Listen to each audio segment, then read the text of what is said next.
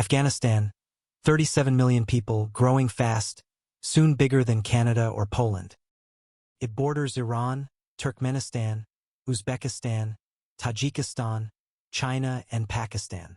This land sits where Iranian, Central, and East Asian cultures met India. It's one of the world's most mountainous countries. Yet, it also has vast rivers and fertile valleys.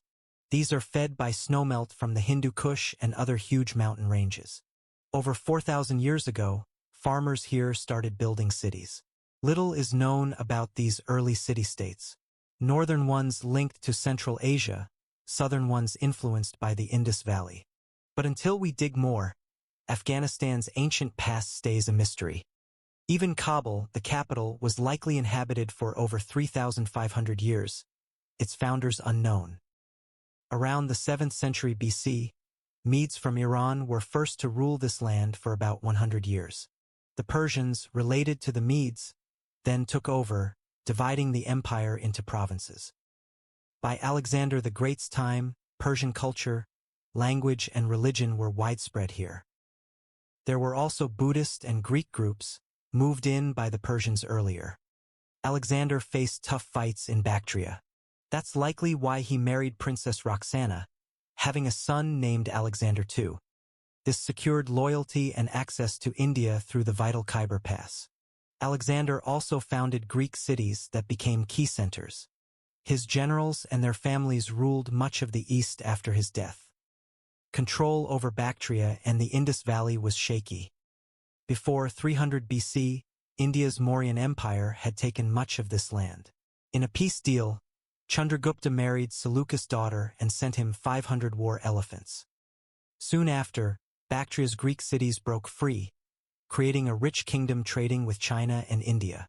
They fought off a big Seleucid attack and a long siege, forcing peace. In the next 20 years, the Seleucid Empire weakened due to the rise of Parthia. In the southeast, the Mauryan Empire crumbled. The Greeks filled the power gap, but internal issues arose as they expanded into India. A king was overthrown, splitting the empire into two. Both new kingdoms saw decades of stability and growth. A unique culture bloomed, blending Greek, Persian, Indian, and Central Asian influences. After defeats by the Parthians, the Greco-Bactrians were overwhelmed. They fell to waves of nomadic invaders. The main groups were the Uzi and the Saka, Scythians. They took control of the lower Indus Valley.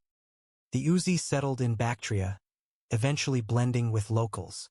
Once the invasions calmed down a bit, the Parthians then conquered much of the east, reaching the Indus River. The Parthian rulers were quite hands-off. They just wanted taxes and soldiers when needed. As they focused more on stopping Rome in Mesopotamia, a Parthian noble family who beat the Scythians and controlled the Indus River broke away, forming the Surin, or more commonly, the Indo-Parthian kingdom. They stopped paying taxes, and their king claimed equal status to the Parthian king. Yet, the two states seemed allied and involved in each other's affairs. In the north, Greeks and Uzi tribes formed the Kushan kingdom, becoming an empire by taking from the Parthians and expanding into Central Asia and India.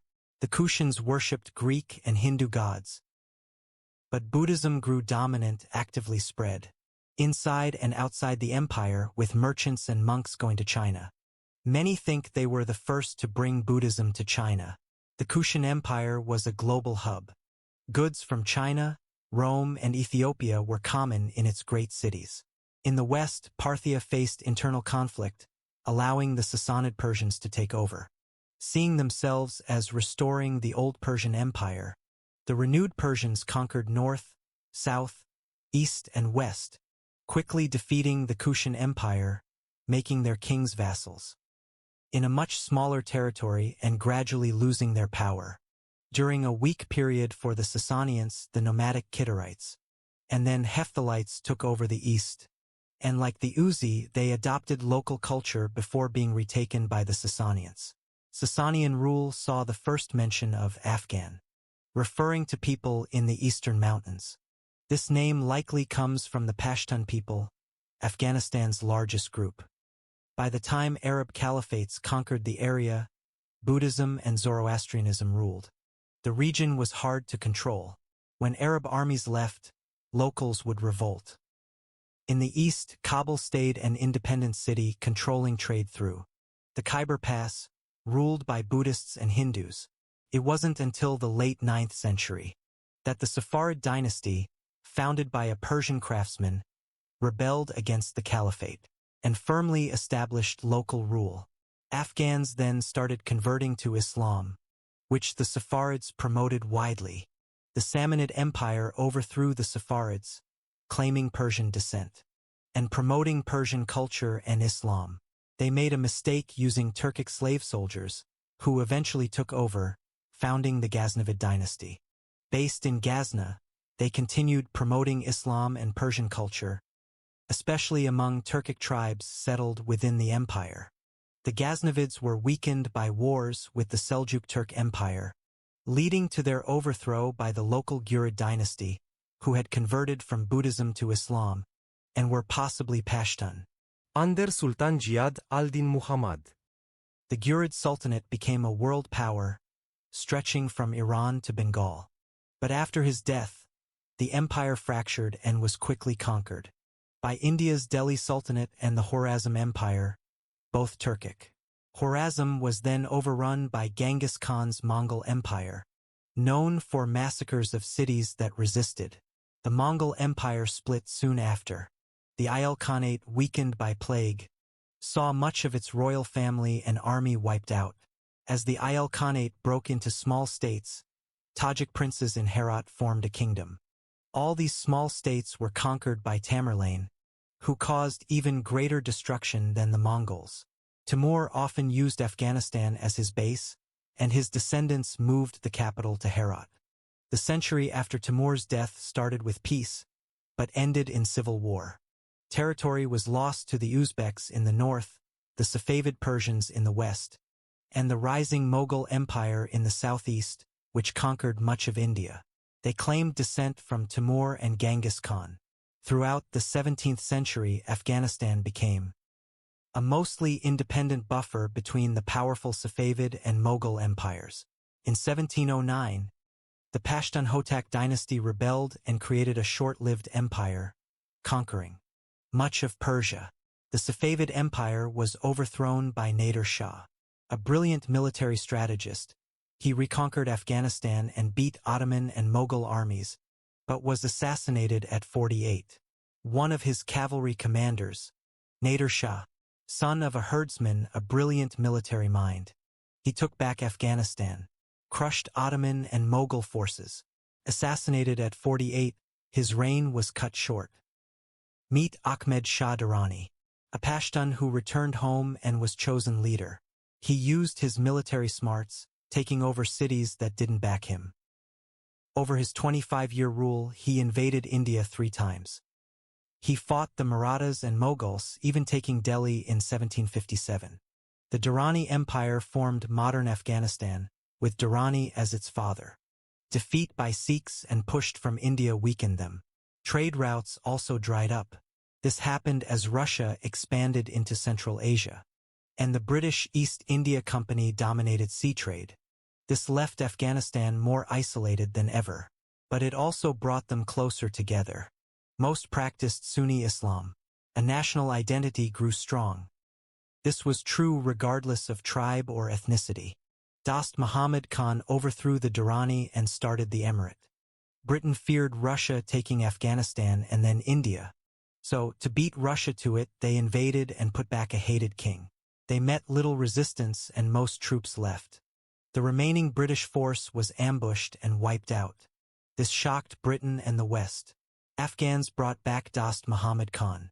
4 decades later, the British invaded again. A peace followed heavy losses.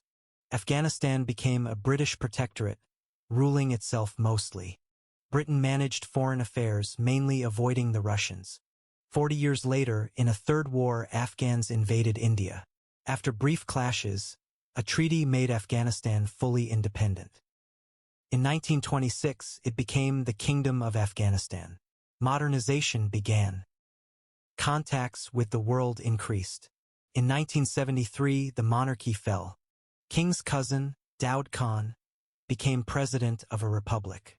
He sought modernization, getting aid from the USSR and USA. Both powers tried to gain influence.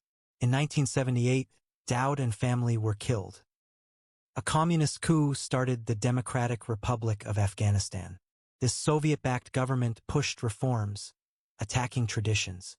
This sparked revolt and a decade-long Soviet war. Millions became refugees. After Soviets left, the Islamic State took over.